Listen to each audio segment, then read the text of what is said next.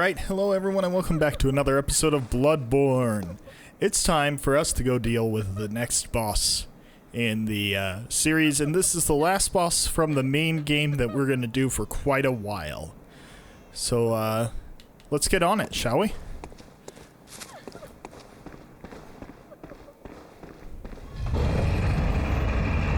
Gonna ride this elevator all the way to the top. I'm gonna turn down my headset so I can hear myself think. So as you can see, we have a lot more Mensis cage folks, a lot more people in Mensis cages.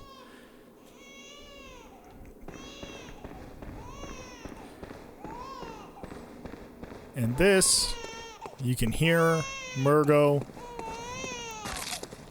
the newborn that they're using to draw an old one. And we walk over to this bassinet, and down comes Murgo's wet nurse. And holy crap, she is so cool. And there's nothing in there. She's a specter.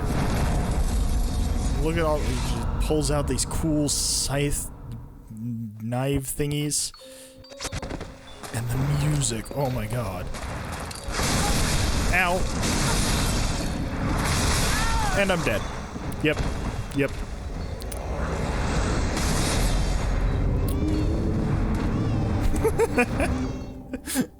Great way to start the session. Just, kinda knew that was gonna happen. Murgo's Wet Nurse is, really cool, really difficult boss. I don't know about really difficult, actually, but pretty difficult, fairly difficult. Yeah, that's right. I had to remember where to go. But starting cold, difficult. Here are the Winter's Lanterns.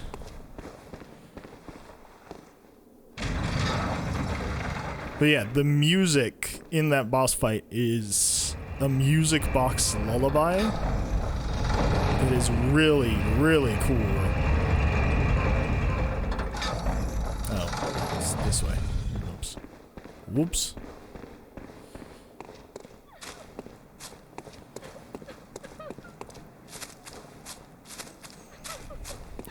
Luckily, they know that she's kind of a difficult fight, so they make the run back to her pretty easy. So, you know, I can't complain too much. But, yeah. She's kind of tricky. Okay. Send the elevator back down. And let's try this again.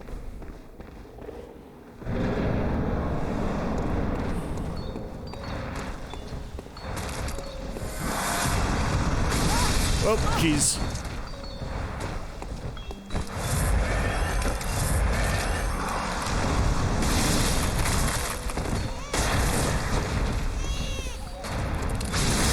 Oh, yep, that hits a fair bit behind her.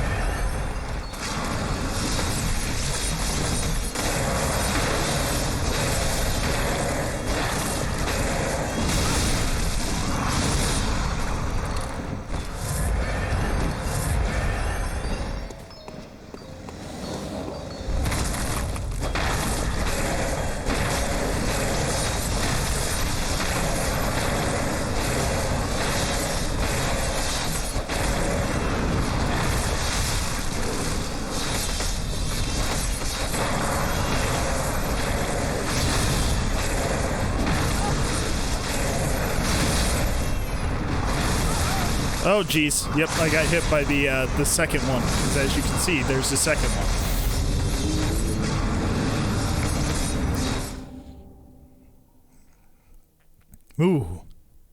This fight is not one of my better ones. Not one of my better fights. But we're getting better. And we'll get it. It's not a big deal. Murgo's Wet Nurse is a boss that I find really interesting. So she is the wet nurse of Murgo. Murgo being the baby that the School of Mensis has stolen to attract a great old one because great old ones always lose their child and then long for a surrogate.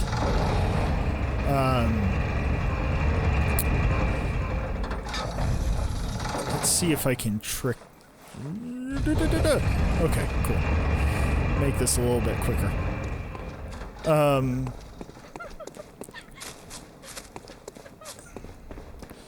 So she is obviously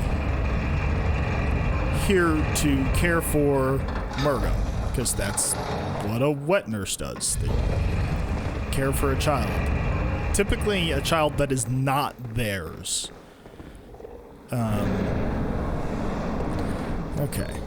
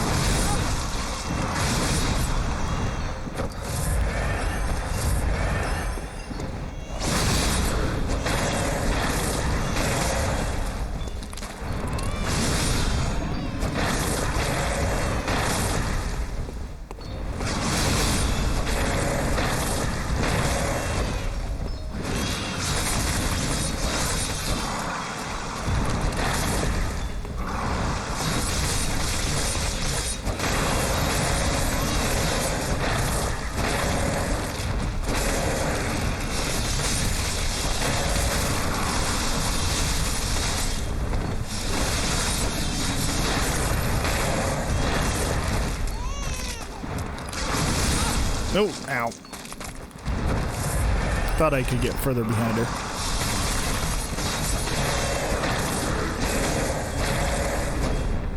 Then she disappears, and we're gonna go into the other realm. Woo!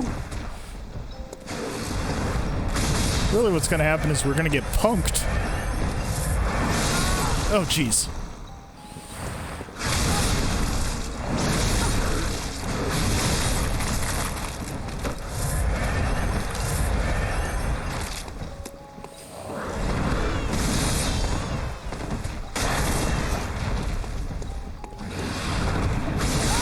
Oh, jeez.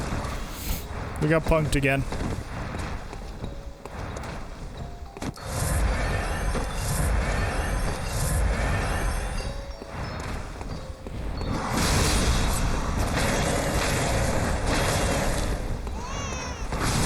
Oh, jeez.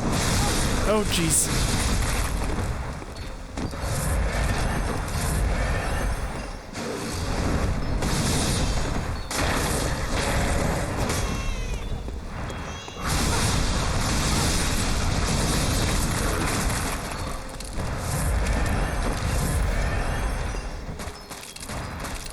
Come on out here. Let's fight over here, please. Oh, jeez. Not like that. Oh, and we're dead. As I was saying, her not being there makes me...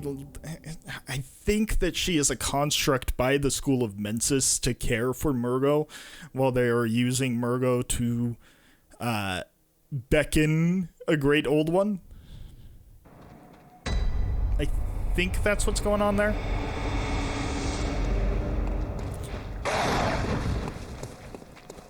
Personally, that's my theory on it. I could be wrong. Okay, getting back into things. Fight's going better and better every time.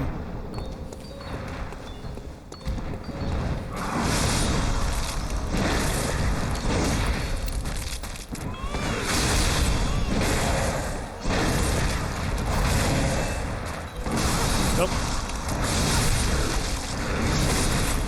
Be going even better if I would learn not to pre-dodge those.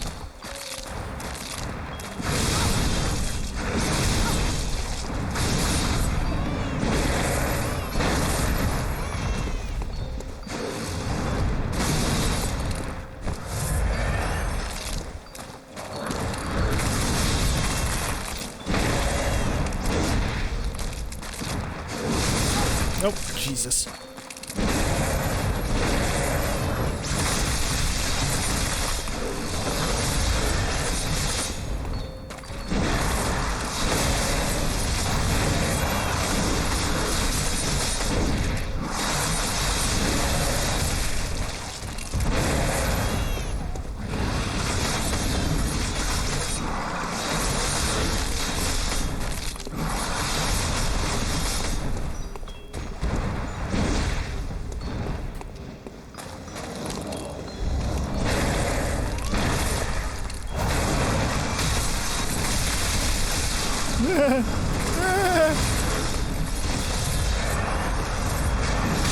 No, Jesus.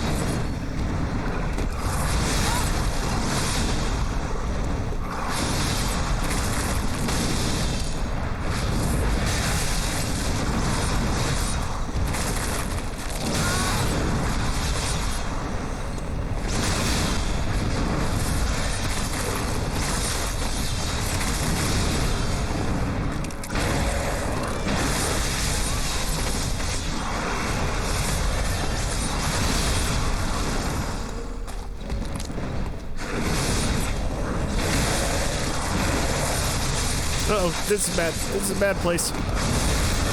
Yep, this is a bad place to be.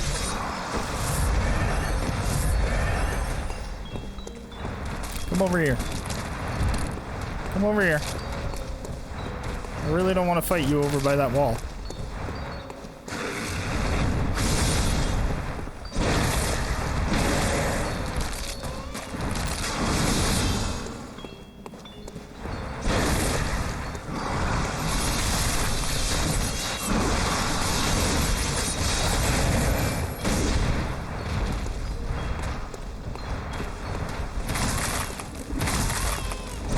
Oh, god. Disappear. And she comes back over here. Okay.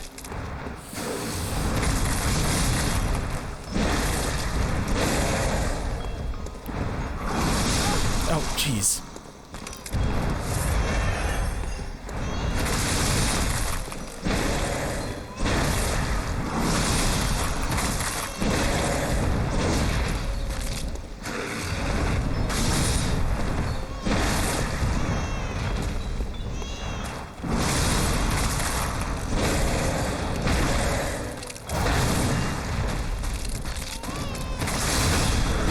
There we go. There we go. Yes. Taken care of. Murgo's wet nurse done. And this is interesting. Watch this. So, nothing happens. The bassinet is gone. You see, we've knocked it over during our fight. And nothing happens. And we sit here in silence. Nightmare slain. Murgo's wet nurse is done. And we have slain the Nightmare of Mensis, which was, in my opinion, Murgo. And now, if we go back down, something interesting, I believe something interesting happens. I think. I'm pretty sure. Let's find out if I'm right. There's no enemies between here and where I want to go, so it should be fine.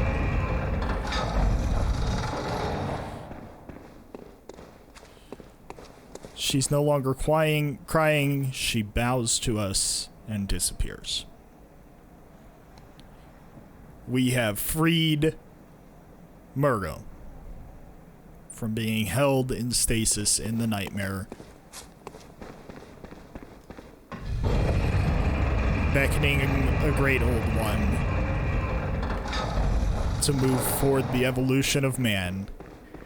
And thus, we have, in theory, accomplished what we originally were sent here to do, which was to silence the harrowing cry of the newborn.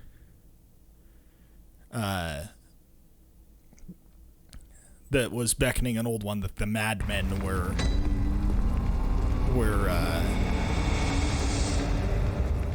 performing rituals with.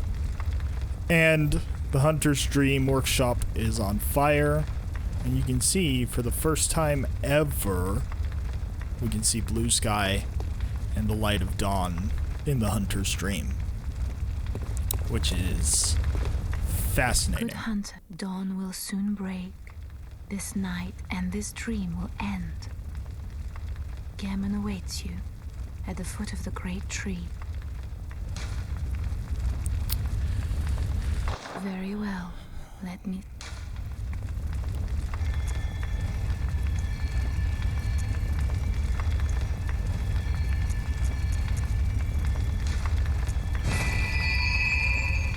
Yeah. 72. Farewell, good hunter. May you find... Do you have Gammon anything? awaits you. Yeah. Go on.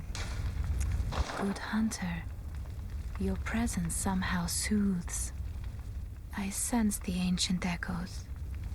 They course your veins. Farewell, good hunter. So, the foot of the great tree, there is, over here, I don't know that I've talked about this before, I might have. There's this gate here. There's a big-ass tree back there that we can't see terribly well without going in there. We're not going to go in there. Because, fun fact, that's the final 2 bosses of the game. And if you beat those bosses, it automatically ticks you over into...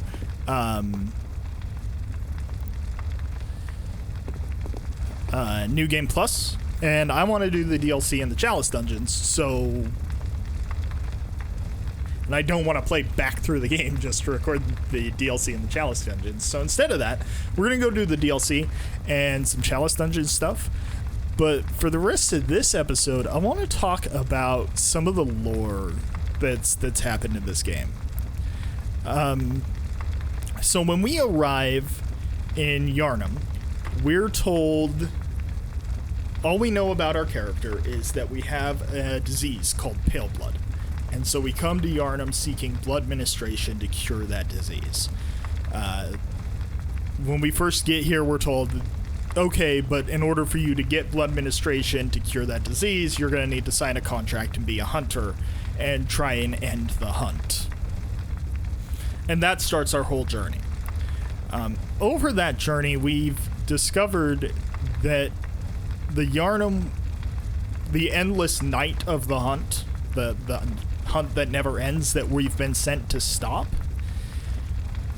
is being done because of people from the Healing Church and, well, really just people from the Healing Church, but there are different schools of thought within the Healing Church. It's all started because they want to evolve, which is something that they started learning about from Willem at Bergenworth, at the School of Bergenworth. So there are 2 different schools of thoughts about how to achieve the next stage of human evolution. And the first one is Willem's school of thought. That we need more eyes on the inside. We need more insight, basically. How do you gain insight? You gain insight by interacting with great old ones. And that is kind of the school of thought that the scholars of Mensis go with, although they take it to a new extreme. Rather than just trying to achieve a higher plane of thought to interact with great old ones, what they do, because they know that, and we know that this is true from this item right here. A great relic, also known as the Cord of the Eye, every infant Great One has this precursor to the umbilical cord. Every Great One loses its child, and then yearns for a surrogate. The third umbilical cord precipitated the encounter with the pale moon, which beckoned the hunters and conceived the hunter's dream. Used to gain insight and, so they say, eyes on the inside, although no one remembers what that truly entails. So, Willem's idea was, let's study the great old ones. Let's meditate and learn and take a sip because our throats are getting dry. Let's study and learn and try and elevate our minds so that we can communicate with the great old ones. Mikolash, in my opinion, is the head of the School of Mensis, and he decides to take that idea a little bit further to a very dark place. Let's find a newborn of great power and put it in an altered plane of reality that we will create to beckon a great old one to us that we can then study and learn. For a lot of reasons, that seems really dangerous. And it turns out that really dangerous thing that has been done is what has caused the endless night. It has conceived the hunter's dream, the encounter with the pale moon. Goodness, my throat starts getting dry sometimes. Sorry about that. But anyway, so all of that is what started the endless hunt. Kind of. It started the endless hunt when we got there, but there's so much that happened before that. And what happened before that goes into the other school of thought, which is a school of thought that we'll encounter more in the DLC, dealing with the old hunters. But we've encountered it a little bit thus far in this playthrough so far.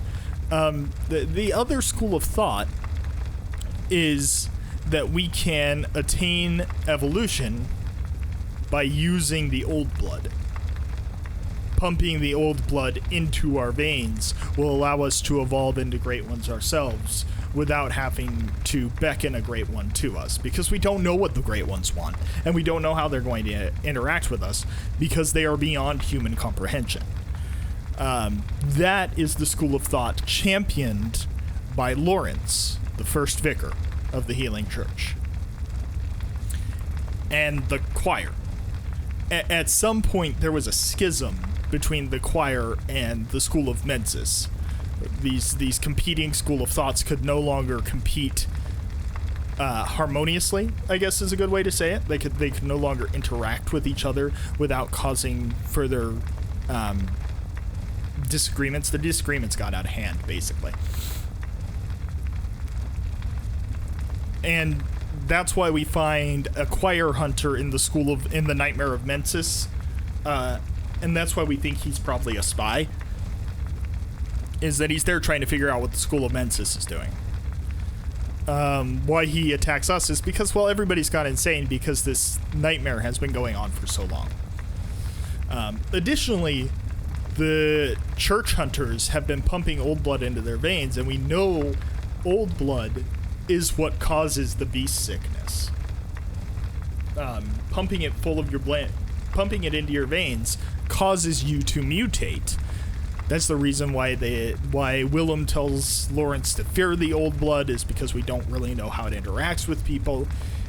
And we're led to believe through how intoxicating the old blood is that that's what's caused this beast scourge.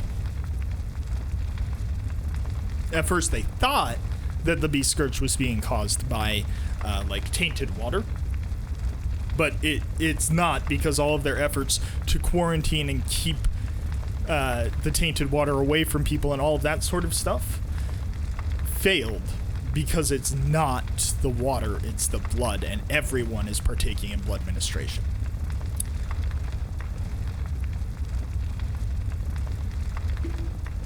So, you have everyone partaking in blood ministration and going slowly insane because of it, because they're mutating. In addition to that, you have the School of Mensis, which has successfully trapped a great old one that they have drawn out, that has caused this sort of unending cycle, because the great old one can do that sort of shit. So what we have just done is we have silenced Murgo's harrowing cry. We've stopped that ritual. And now, at the end of the game, there are consequences to that action. We will end up eating these 3/3 of umbilical cords, because if you don't, you miss out on an ending, and I want to get that ending. But we're not gonna go get the ending yet, because I'm not ready to end this yet. I'm having too much fun. I would like to talk about where I'm getting some of this information. So this is where I'm getting some of it. Also, this other one, you'll notice that even though these are titled as the same item, they have different lore when you go into them. So, a great relic, also known as the Cord of the Eye. Every infant great one has this precursor to the umbilical cord. That's all the same. Provost Willem sought the cord in order to elevate his being and thoughts to those of a great one by lining his brain with eyes. The only choice he knew if man were to ever match their greatness. So that's Provost Willem's thought, and it is my opinion, and to be fair, this opinion was not formed in a vacuum. It's been informed by other Soulsborne vets that I like to listen to and watch. Marcus, Epic Name Bro, is my favorite, so if you want even more lore after you're done with this video, he has a whole Bloodborne playthrough up on his channel where he goes in way more depth than I ever will, because he speaks Japanese semi-fluently and has a Japanese version of the game, and we'll go back and check what the original Japanese was. And also because he's worked with From Software on the guide for this game. He is a wealth of information. Go check out his Bloodborne playthrough after you're done with this. I just have different conclusions in some places. So, that was a tangent, sorry. It is my thought that Provost Willem is not being hyperbolic when he says we need more eyes on the inside. It is my opinion, with all the vats of eyeballs that we encounter throughout the game, and with the winter lanterns that have their head covered in eyes, that he's being literal.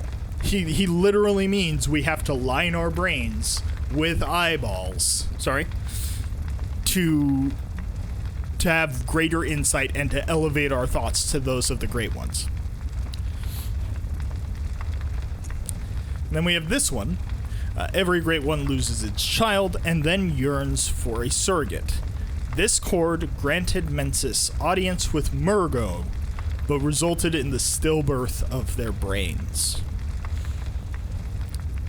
So, Mikolash and the School of Mensis used this cord to have audience with the infant Murgo, whom I believe is the child of Queen Yarnum, the ancient Tumerian queen, and they trapped him in the Nightmare of Mensis. Or trapped them, rather. The gender is not specifically stated in the English. And that brings the Great Ones close enough to the human mortal plane to interact with. The side effect was they're all brain dead. That's why we see them all in those chains with the Mensis cages that are supposed to... actually, we can go read this. Let me go find the Mensis cage. This hexagonal iron cage suggests their strange ways. The cage is a device that restrains the will of the self, allowing one to see the profane world for what it is. It also serves as an antenna that facilitates contact with the Great Ones of the Dream. But to the observer, the iron cage appears to be precisely what delivered them to their harrowing nightmare. So, they're wearing these cages that act as antenna. They allow them to better contact the dream and the Great Ones of the Dream. But with all of this and using the umbilical cord and all of those other things, they have made themselves go brain dead. They are all brain dead at this point. From contact with the Great Ones. Is that because they didn't have enough insight? Because they didn't have enough eyes on the inside? I think so. I think they got too ambitious, and that their ambition led to their downfall. So, Mikolash, when he says, I'm waking up, I'll forget everything, that is the worst thing that could possibly happen to him. He has sacrificed everything to go into this dream, to learn how to achieve the next stage of human evolution. He is a true zealot for his cause. I don't think he knows that he's not waking up. His body in the quote-unquote real world is dead. We touched it. In my opinion, that's the body we touched to go into the Nightmare of Mensis way back in Yahar'gul several episodes ago. He's dead. His physical form is brain dead. And also desiccated and mummified, so, like, not only is his fate a horrible one in that he is losing what he has sacrificed everything to gain, because we're taking him out of the nightmare, but also he has nothing to go back to. We have to, though, because our whole job as hunters is to end the endless hunt. We cannot end the endless hunt without ending the interference of the Great Ones in the physical plane. And we can't do that while Murgo is still calling the Great Ones close to us. So we have to, in order to end the endless hunt, to end this nightmare that Yharnam is experiencing, our only choice is to end the Nightmare of Mensis. So that's also why, in my opinion, Mikolash keeps running away from us in his boss fight. He knows he can't beat us. He knows that because it's a dream, we'll just keep coming back over and over again until we beat him. So what does he try to do? He tries to make it so frustrating to get past him that we just give up.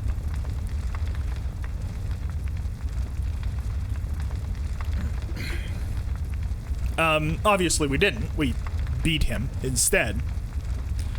But that's why his boss fight is so annoying, but when you actually finally get him stuck in a room where he can't run away, he's a pushover. Is because he's not a fighter. He's a scholar. He's a scholar of Mensis. And he's not even one of the fighters of the school of Mensis, because we've met them. One of them helped us beat Rom. That's not his deal. He's a thinker. He's a researcher. And the worst part about all of that is that while his research has led to horrible, horrible things happening in Yharnam, first of all, he's not the only one, because the researchers for the Healing Church for the Choir, they're the reason why the common people of Yharnam are turning into beasts, because they're the ones that were distributing the blood and that started blood ministration.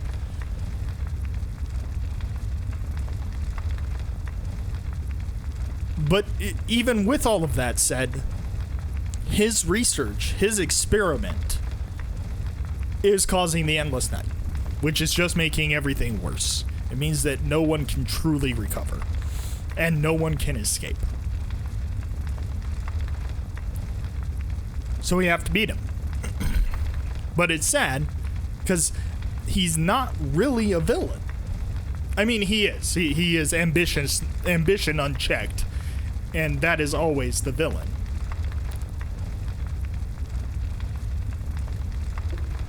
When your ambitions begin horribly hurting the people around you, you're officially the villain. If you don't take stock and stop, like, you're officially the villain at that point, in my opinion. But so we have to beat him, and so we do. And then we have to silence Murgo's harrowing cry, and so we do.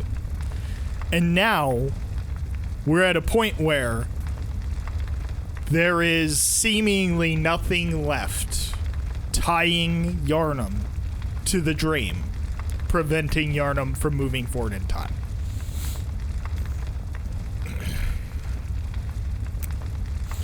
And so we've seemingly done our job. I still don't know exactly why Yosefka's blood vial is in the Nightmare of Mensis there. I asked some other people if they had any ideas. The best idea we've been able to come up with is that maybe Yosefka was a doctor for Murgo when they first made contact with Murgo. Like maybe Yosefka has ties with the School of Mensis.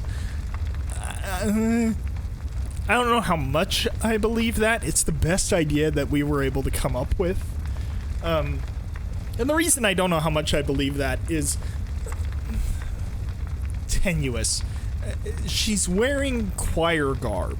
She's wearing healing church garb when we see her. Specifically, she's wearing the white church garb when we see her in her clinic. That doesn't, on the other hand, that doesn't necessarily mean that she wouldn't have ties with Mensis. She might, because they were once one and the same. They once upon a time, they were one and the same. Yeah. So, sorry, I'm getting distracted by all of these ritual things, because these chalice ritual material components, man, they're gross. They are ugh, icky. Particularly the red jelly. The red jelly is really gross. The immense brain that Mensis retrieved from the nightmare was indeed lined with eyes on the inside, but they were of an evil sort, and the brain itself was terribly rotten. Even still, it was a legitimate great one, and left a relic. A living relic at that, which is a precious thing indeed. That's the mind of Mensis. The immense brain that we murked in the Nightmare of Mensis. That's the great one that they were able to draw close and keep trapped in the nightmare itself. Rotten and evil, but still a great one. But they didn't just draw close that great one. And you'll see why I believe that in the future. I'm not going to spoil it. Just trust me when I say the mind of Mensis is not the only great one that the School of Mensis drew close with their ritual in the nightmare. There were others, at least two, one of which we know of, Formless Odin. And we know of Formless Odin because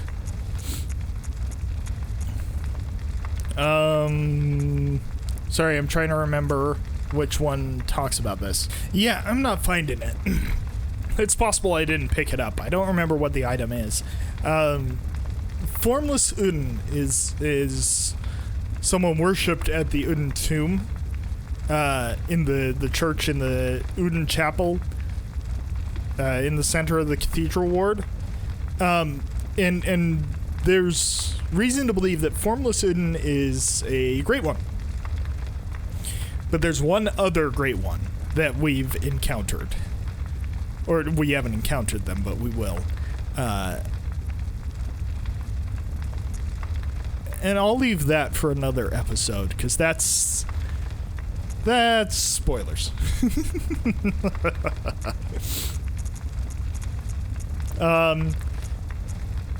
Yeah, I think that is going to be it for now. I'm probably going to do some fashion stuff, so when you next see me... No, I'm going to hold off on doing some fashion stuff until after we go do the Old Hunters DLC, because some of my favorite fashions are in the Old Hunters DLC. But that's going to be it for this episode. I really hope you enjoyed it. I really hope you enjoyed the lore discussion at the end. I know that's what we spent probably most of the episode doing, but it just seemed like a good opportunity to do so, and a good opportunity to talk about the plans for the rest of the series. So yeah, if you enjoyed it, please remember to like the video, subscribe so you don't miss anything else that I'm doing, and until next time, both the Hunter and I say bye.